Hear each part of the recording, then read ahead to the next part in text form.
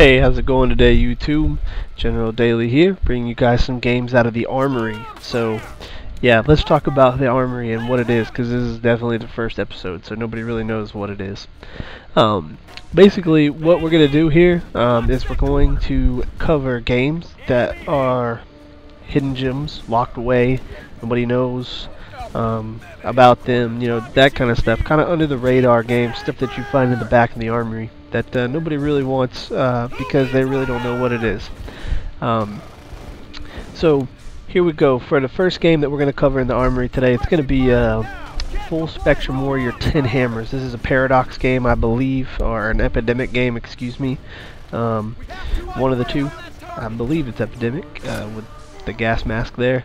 But what you're going to find in this game is definitely pretty cool. It does a lot of neat things, and it does a lot of neat things well. But it also obviously has its downsides, or everybody would know about it. Yeah, so you'll definitely see some cool things in the game, but you're also going to see some stuff that might not be so cool. First off here, as you can tell, we're jumping right in it. I'm in a firefight here on the streets of a city. I lost one team member. He's not actually dead, he's just bleeding out. He'll be in pain there. You'll see the city it's not huge, but it's definitely bigger than some of the other games. At this particular point, we're pinned down by a sniper down there at the end of the street. We just took out that one insurgent there behind the box, and this son of a bitch up here in this window is pissing me off, because here's one of the downsides of the game. Just right off the bat, just going to introduce you to some bad shit about the game. The fucking fire in this game is realistic at times, but at times, like right here, yeah, he's kind of far away, but there's just no way that, you know, 4 guys are shooting at you and you're staying there and not getting hit.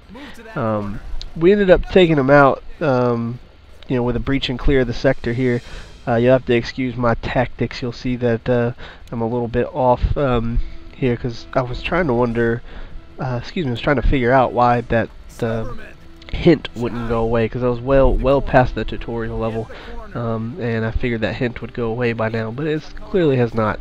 You'll see the graphics, they're not horrible. The game's pretty dated, so but for its time, it had some pretty good graphics. I was like, well, you can see lips move, and you know, this guy actually is not inside the wall. I believe that was a like a fraps glitch or whatever the case may be, but on my screen in game he was not through the wall there. But I am noticing that as a comment over the video. You'll see the guys, they shoot, then they go back into cover to reload, like that a lot. They check corners. You don't have 4 guys trying to engage in the firefight. You have 2 guys here on the corner, 2 guys covering the rear, pulling security. Definitely cool tactics here. I love the tactics of this game. You have, you know, bound and overwatch, you have hot movement, you have tight movement, you have the fire sectors, which brings me up to the first cool part of the game. You control a squad of 4, and you control another squad of 4, which separates into 2 teams, Alpha and Bravo. You cannot control the weapons directly for the most part of the game. There are something I'm going to touch on a little bit later. You assign your team fire sectors, which are excuse me, sectors of fire that your team covers, rather than covering an entire avenue, or, you know, just having them free fire. You choose the sector that particular team's going to cover. Here I had a casualty, so I brought him back to the casualty evac station, where I received another unit. Here we loaded back up on some ammo from our firefight with the sniper. We wanted to get our guys back in action. Now, you don't bring your guy over and he's automatically healed or meted up, which is another very cool thing. You get a replacement soldier, and you only have so many replacement soldiers to have for the mission. Depending on the convoy size and the mission itself, will dictate how many troops you get. Usually it's about I think it's 4 guys or 5 guys, something like that. For this mission, it was only 2. This was a smaller mission, so I could only have 2 casualties that were replaced. Now, you can operate with a man down on your team, but if you go too many men down, then the game is going to end, which It's something I don't really like in games. I hate games that say, okay, you failed a parameter, so mission over, because I aim for realistic games. I like realistic games like Arma and stuff like that. Hopefully we can get some gameplay footage of that soon. But I like games that really don't penalize you for sucking, because you know there's going to be some times here where you suck. Now here's another cool thing.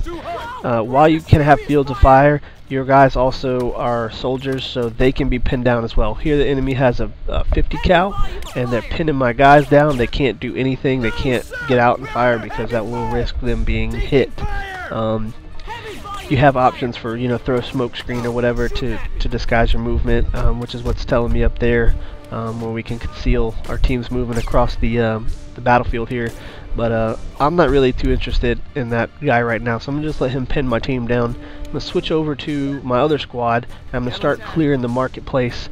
While I have the other squad pinned down, they can still see the corner, which allows me to check this general guy, colonel that I'm trying to capture here. As I said before, you don't have direct control over the weapons in general, but you do have control over certain aspects. There you saw me throw a frag grenade, which is pretty cool. You can throw your own frags. You can actually aim and fire the team leader's weapon and the rifleman's weapon as well on specific targets. You're going to see me get hit here. I did a piss poor job of checking that corner, and I got taken down. I believe my whole team gets taken down. They may not. No, it looks like we got through that one. So now I have a team leader down, which is always bad because he has the marksman scope and he can pick these guys off. You'll see here what I was talking about earlier. Sometimes the way the cover system works, we're this close to the guy and we can't kill him with our weapons. They'll just sit here and burn ammo, which they will run out of eventually because the game has that as a realism factor.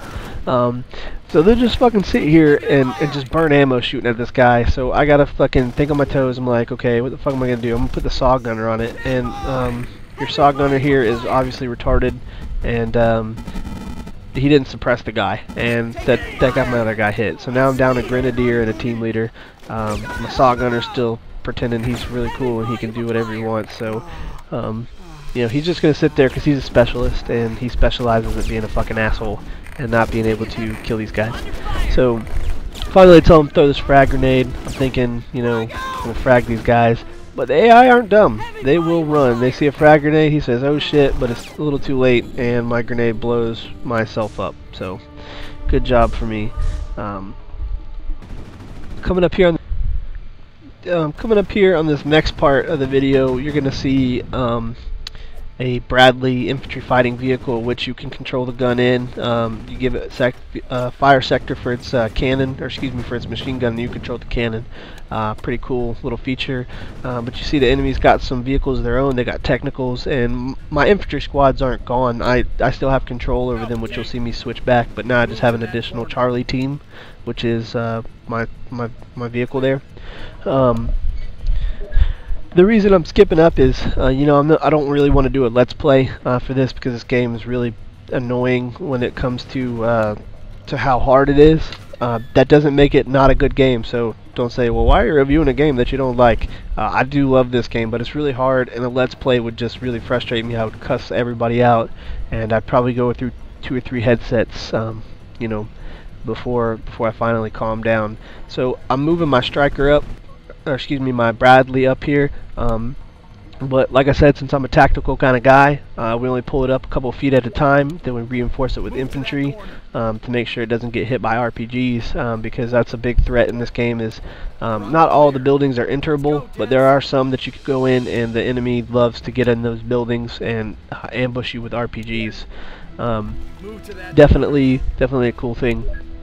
Also, this game, it's also going to offer you a lot of slow-paced, in-depth firefights, which is pretty cool for me. I don't know, you know, what everybody else likes, but I love a good long firefight. I can't stand games where, you know, Call of Duty Black Ops, Modern Warfare 2. Not that I don't play those. I just can't stand the fact that, you know, when I get in a firefight, I'm invincible. So, you know, I could just really just hop over there and, you know, kill them and just go back and regenerate my health. Here you have to be very careful because if you lose 3 squad mates, you're done. You got to restart. And judging by the age of this game, the autosave is like once every 2 or 3 years, so you want to make sure that you physically save it often, or you're going to be very pissed off as well. You'll see here I'm moving my teams up by corners. Now, let's talk about corners. Yes, corners are where you're supposed to go. Yes, you're supposed to hold corners. But good God, if these guys fucking tell me go to the corner one more goddamn time, I swear to God, you know, just mute the game while you play. It's fucking fun. The game is fun. The game is awesome. But every time you click somewhere, it's alpha, go to the corner, alpha, move to the corner, alpha, take that corner. And it's just, it gets repetitive listening to that. You know, maybe there's a sound mod out there that makes them shut the fuck up, or, you know, makes them not speak, or maybe makes them speak in a different language so you could at least enjoy what they're saying. But as of right now, alpha's going to the corner, and that's pretty much how you're going to have to live. So another feature from this game is you'll have some support throughout, you know, the missions. I didn't tape any of the in-depth longer missions that you get to use, like the big air supports and stuff like that, but you'll have some Apache support that you can call in with your team leader. You'll have some mortars or an airstrike, a couple different things like that. You also get to control a Delta team a couple times where you can play as Delta snipers. Pretty neat. You'll see here, this guy was distracted by my Bradley. I went ahead and took him out. His buddy up on the roof gets taken out because, you know, he's just no match for U.S. Army men.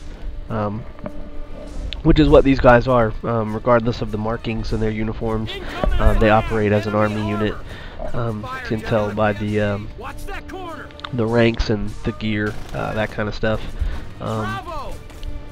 Right here we got a BMP. I hope you want to see my team get wiped out, because it's coming right here. I didn't see this BMP. I tried to get my team away, but it had shot a rocket, and here it comes, and I cut the video because I was like embarrassed. But yeah, it was yeah, so yeah, they took me out, but it's whatever. Definitely a cool game. I'm gonna go ahead and wrap this up because this has gone on a little longer than I actually wanted it to. But you'll see here in the closing footage, it's a little bit more urban type setting. But I'm gonna go ahead and recap for you guys. The game we're pulling out of the armory is Full Spectrum Warrior 10 Hammers. It's the second one. There's some cool gameplay elements. There's also some downsides. Definitely realism as far as what they're aiming for. They achieved it, you know, at least in the sense of movements, which is very cool. I love it. You know, there's some downsides, some audio, some visuals.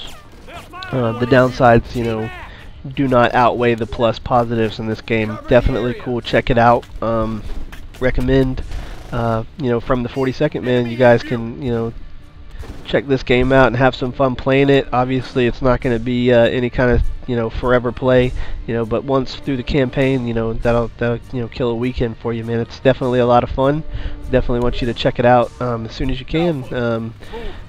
One thing I also want to mention is there is a secret mode that was supposedly or supposed to be released for the U.S. Army. Now that you have to get a cheat code to unlock it, I'm not going to show that because I'm not even sure if it's in this version that I have. But supposedly it's there, adds a little more realism to it.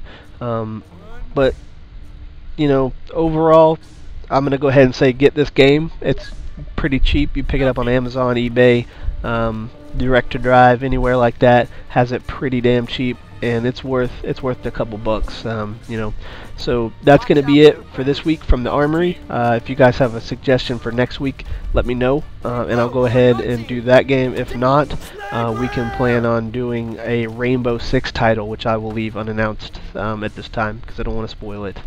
So you guys have a nice day.